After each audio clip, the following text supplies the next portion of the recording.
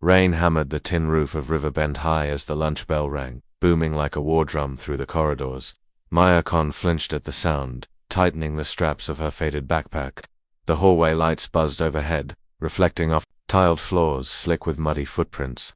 She took a breath, counted to 4 like Sensei Harada had taught her and stepped forward. Just 3 strides in, a shadow sliced across her path. Connor Blake, the school's golden-haired basketball star, barred her way with an arrogant smile. Behind him loomed Dylan and Marcus, their varsity jackets creaking as they folded their arms. "Where do you think you're scurrying off to, church mouse?" Connor's fingers snagged the collar of Maya's hoodie, jerking her backward. 100 curious eyes flicked their way, then skittered off, unwilling to get involved. Maya's pulse punched her eardrums, but her training whispered louder, "Exhale, lower your stance, flow like water." She saw Sensei's calm face. In her mind, she let go of fear, replacing it with focus. "Let go," she said, voice trembling yet firm. Connor laughed, squeezing harder. "What did you say?" In one fluid motion, Maya gripped his wrist thumb over bone. Fingers wrapping the joint rotated her hips, and executed a perfect kategashi. Connor's body flipped as though yanked by invisible strings. He hit the floor. A sickening pop echoed. Through the corridor, Dylan charged. Maya pivoted, redirected his momentum, and another wrist snapped like brittlewood. Marcus froze mid-lunge, hands up, eyes wide. Silence swallowed the hallway. Books hung in midair, students mid-step, as though the world itself paused to process what had just happened. Then a single locker door clanged shut, and the spell broke. Maya knelt beside the injured boys, steadying her breath. And though her hands shook, checked their pulses like Sensei had drilled into her. Pain radiated from their faces, but they were alive.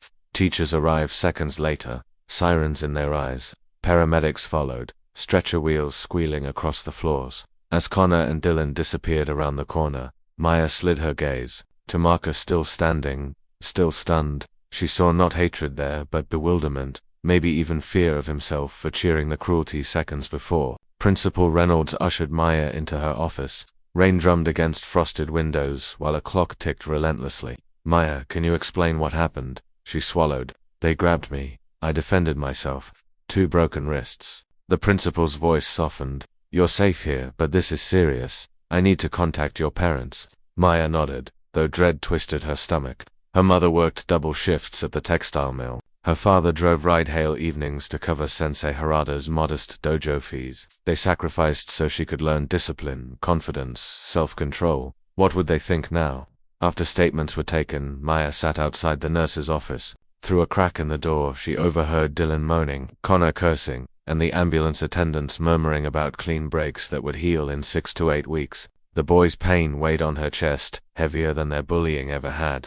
That evening the dojo smelled of pine and tatami mats. When Maya arrived early, hood pulled low. She bowed at the entrance, tears blurring her vision. Sensei Harada, sweeping tatami dust into neat rows, paused. "You used the grip I taught you," he said gently. "They're hurt," Maya whispered. "I never wanted to hurt anyone." "Harm was already in the hallway," Sensei replied, resting the broom.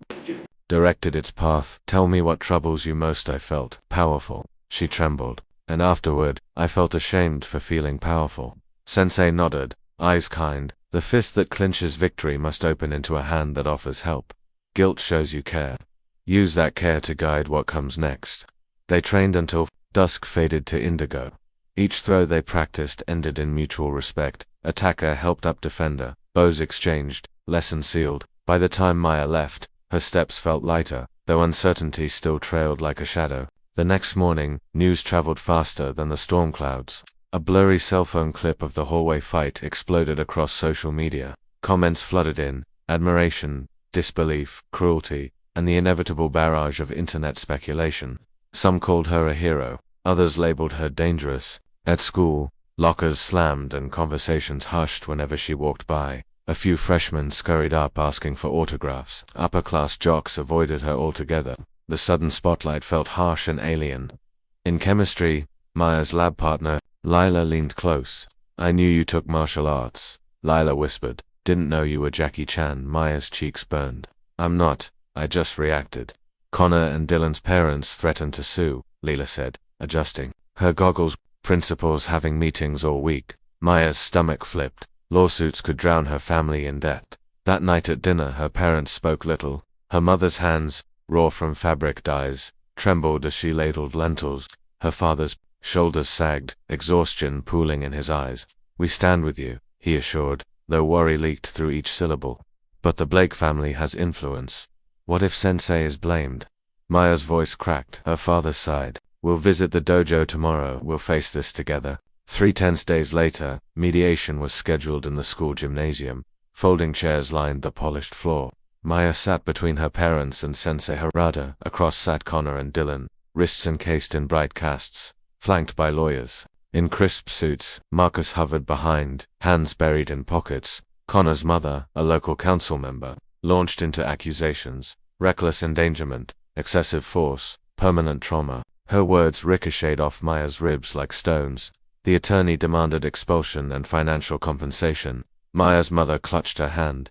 Sensei Harada stood and bowed. "If I may speak," he began, voice soft but unwavering. He told of Maya arriving at the dojo 2 years earlier, how she refused to make eye contact, how fear crippled her posture. He described teaching her not just throws but empathy, the tenet that true warriors protect, never provoke. Maya defended herself using minimum force to stop a threat. Sensei said the injuries, though unfortunate, are a consequence of actions taken against her. The Blake's lawyer scoffed. "Minimum," both wrists shattered.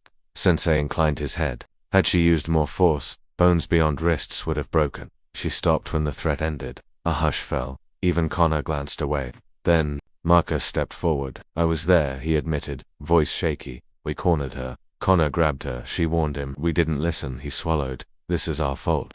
Gasps rippled through the room.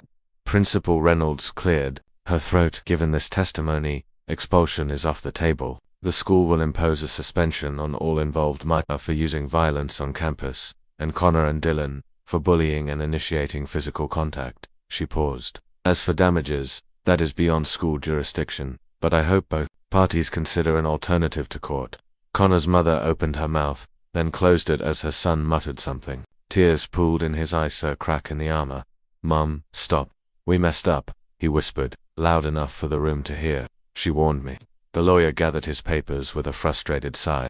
Mediation concluded with an agreement. The boys' families would cover their own medical costs, while Maya would attend counseling alongside them. No lawsuits filed. Relief washed over Maya, yet guilt still nipped her heels.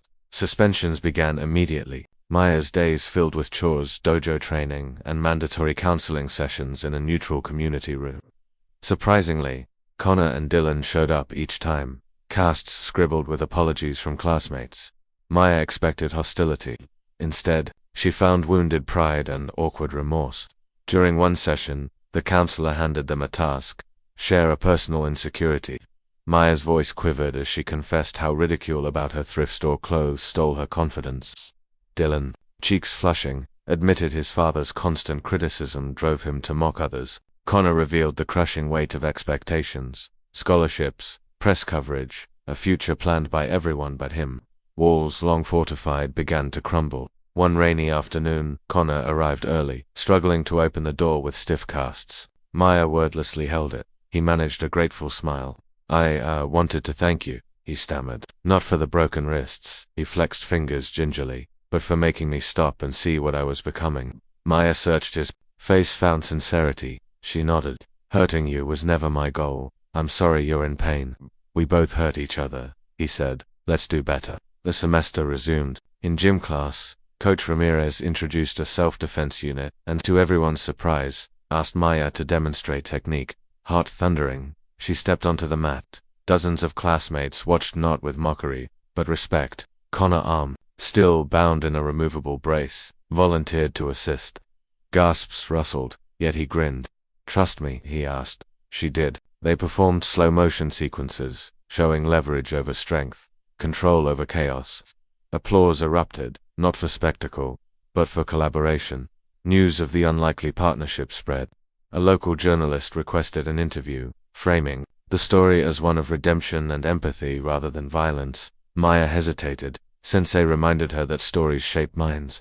By sharing her truth, fear transformed into courage. She could reach countless silent victims. The article published, under the headline, "From Battleground to Common Ground,"